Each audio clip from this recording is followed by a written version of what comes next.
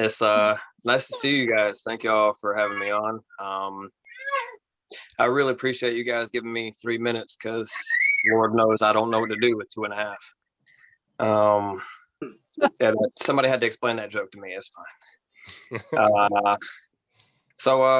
It's kind of awesome. It's my first time ever getting a chance to talk to anybody from Canada besides my chef. For those of you who don't know, if you're ever in like a finer dining restaurant, chefs have a lot more dark material to run off of than most stand-up comedians. But most of those stuff need either a helmet or a box of jumbo crayons from Crayola. Both of which I have in my trunk.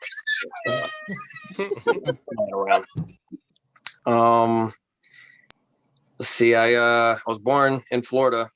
My father was born in upstate New York, and my mom was actually born in North Carolina. So winner for the most jacked up accent on the Eastern Seaboard probably would go to me, depending on what time you catch me at. Yeah, I didn't get a laugh at my bar mitzvah either. I appreciate you guys. That being said, my grandfather, bless his soul, he actually served in the war. He was noted for taking down about 4 different aircraft. Had a couple of Germans per aircraft. So, long story short, he was credited for being the worst German mechanic in history. So,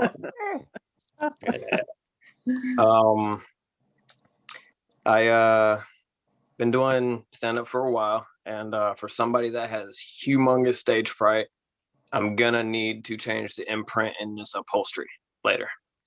So it's nice to kind of get back up on my first ever internet ordeal. Especially there's no reading involved, so Hooked on Phonics can rest easy.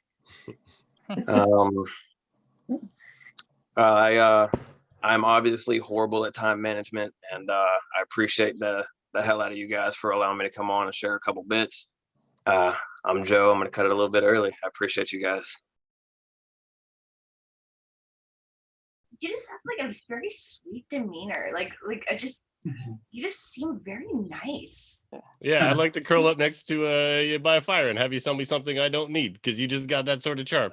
I want to say that one thing that stood out for me in that set was there was one spot, and I think this is a huge mark, where like you caught that a joke didn't land, but you didn't fret about it, right? Like you showed us, hey, this is okay. I've been in this experience before. Everything's fine. I'm going to make a quick little joke about it. Let's move on. And Definitely. That I've seen people get caught up and stumble. So the way that you were just like able to acknowledge, let's move forward. Don't worry about it, folks. I got you in my pocket. That's really well done. That's awesome. Thank you. I was going to say the same thing, actually. I like that you just kept it going. Yeah, we're the same. We're the same judge. We might look different, but no. But I do like the way that you kept that going. You had something really quick and like witty and kept it moving, which is really important to not acknowledge it and to really dwell on it. I really think that with your like smoothness in your voice, like you can really kind of have a lot of surprise punches. I think that you can really work on having the calmness of your voice and like really having something really shocking being said with your nice smooth tone, and it could really like amp it up a bit more. So if you wanted to try to use that to your advantage a bit, I have a really loud abrasive voice, so I never have that like lovely like transition. I'm like all my sets I'm just screaming, but you have a nice way where you can just kind of surprise people with like how smooth and like how like Barry White-ish your voice is. So thanks. I brought my helmet. It's fine. Thank you. I like the set. Like I said, actually the last bit about was it your granddad or your dad? Yes, sir. It's my grandfather. Yeah. Grandfather. Yeah. That's very compelling. I would even tease that out even more and kind of like build something around that person, because that's very memorable. Definitely. Thank you.